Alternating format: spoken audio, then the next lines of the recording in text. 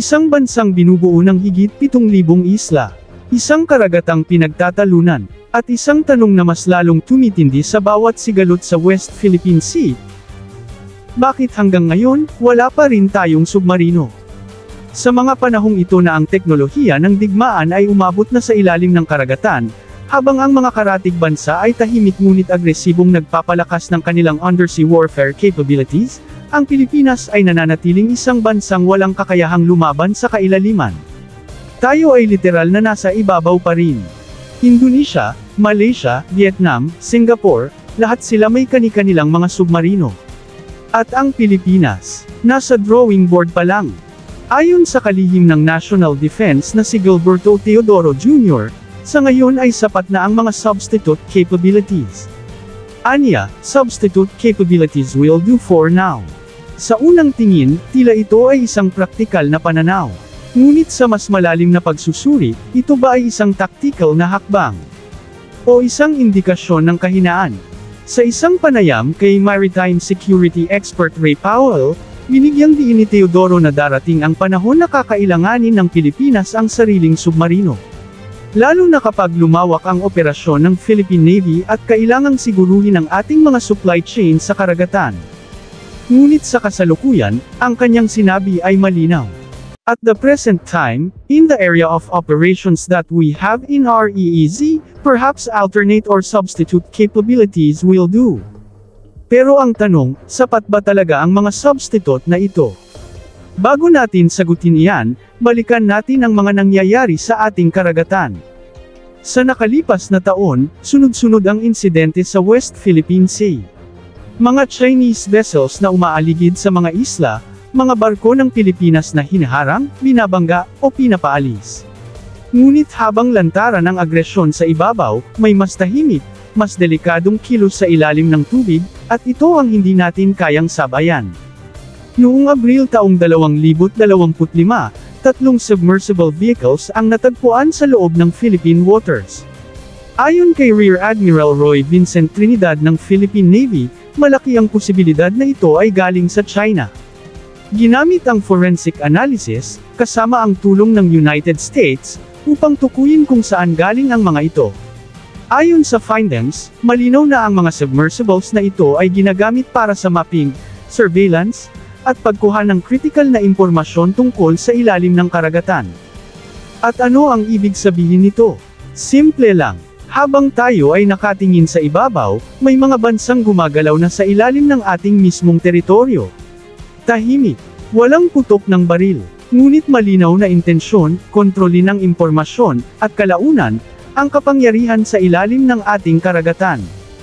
Ang Pilipinas, bilang isang archipelagic nation, ay may napakahabang baybayin, isa sa pinakamahaba sa buong mundo. Ngunit sa kabila nito, wala pa tayong sariling submarine. Ang ilan ay nagtatanong, paano natin paprotektahan ang sarili natin kung may blind spot tayo sa ilalim ng dagat? Ang sagot ng gobyerno, Unmanned Surface Vessels o USVs. Sa kasalukuyan, may 4 na T-12 manned USVs ang Philippine Navy. Ito ay surface drones na may kakayahang magsagawa ng surveillance, limited submersible action, at data collection. Ayon sa US Marine Liaison Officer na si Captain Joshua Estrada, ang mga T-12 ay mahalagang bahagi ng modernisasyon ng Navy.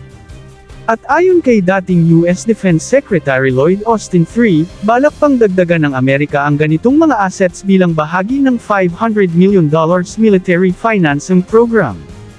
Pero kailangang linawin, ang T-12 ay hindi tunay na submarine. Hindi nito kayang lumusab sa malalim na karagatan. Hindi nito kayang magdala ng torpedoes. At hindi ito kayang mag-survive sa isang undersea warfare scenario. Sabi nga ni Powell mula sa Stanford University, the military will need to develop a much more robust undersea force if it is going to credibly detect, monitor, and hold at risk China's substantial subsurface forces.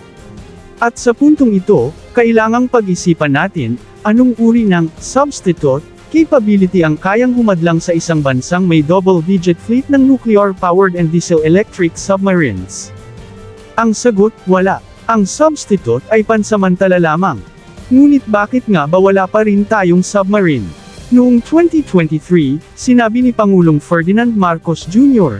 na may balak ang pamahalaan na kumuha ng submarines. Ipinahayag niyang may ilang bansa na nag-aalok, kabilang na ang France. Ngunit hanggang ngayon, wala pang pinal na kasunduan. Wala pang napipirmahan. At higit sa lahat, wala pang pondo na inilaan para dito. Ang totoo, ang pagkuha ng submarines ay hindi simpleng usapan ng pagbili ng barko.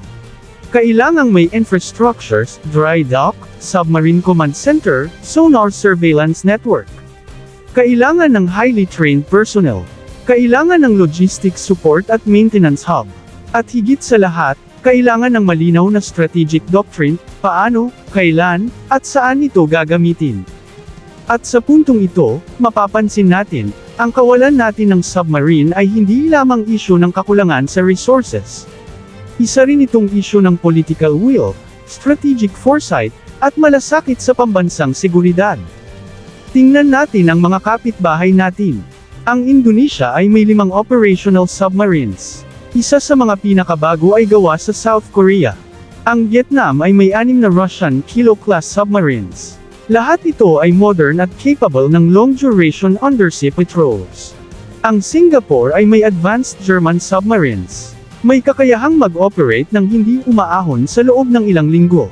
Malaysia, sa kabila ng limitadong pondo, ay may Scorpion-class submarines mula France. Sila, may kakayahan. Tayo, wala pa rin.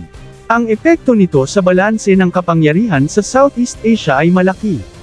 Sa gitna ng tumitinding tensyon sa South China Sea, ang isang bansang walang undersea capability ay madaling mabiktima ng pressure at intimidation, lalo na mula sa isang bansang tulad ng China, na kilala sa paggamit ng gray zone tactics at psychological warfare. Ngayon, habang patuloy ang Pilipinas sa pakikipag-alyansa sa mga bansang tulad ng Amerika, Japan, Australia, at iba pa, importante pa ring bumuo tayo ng sarili nating kakayahan. Hindi tayo pwedeng umasa lang sa tulong ng iba. Dahil sa dulo, kapag sumiklab ang tunay na giyera, nasa atin ang responsibilidad na protektahan ang ating bayan. Mahalaga ang pagkakaroon ng submarino hindi lang para sa direct combat. Ito ay simbolo ng deterrence. Kapag alam ng kalaban na may kakayahan kang lumaban, mas magdadalawang isip silang umatake. Ito ang konsepto ng credible defense posture. At kung ang ating karagatan ay patuloy na ginagalugad ng mga banyaga, habang tayo ay walang panlaban o pangontra, paano natin masasabing ligtas ang ating teritoryo? Sa kabila ng lahat, may mga pag-asa pa rin. Patuloy ang mga negosasyon, may mga pag-aaral na isinasagawa. May mga officer ng Navy na kasalukuyang nakatrain sa ibang bansa para sa submarine operations. Unti-unti, may kilos. Ngunit ang tanong, sapat ba ang bilis ng kilos natin para habulin ang dekadekadang tayo ay napag-iwanan? Sa panahon ngayon, hindi na sapat ang good intentions. Ang kailangan ay konkretong hakbang. Ang submarino ay hindi luho. Ito ay pangangailangan.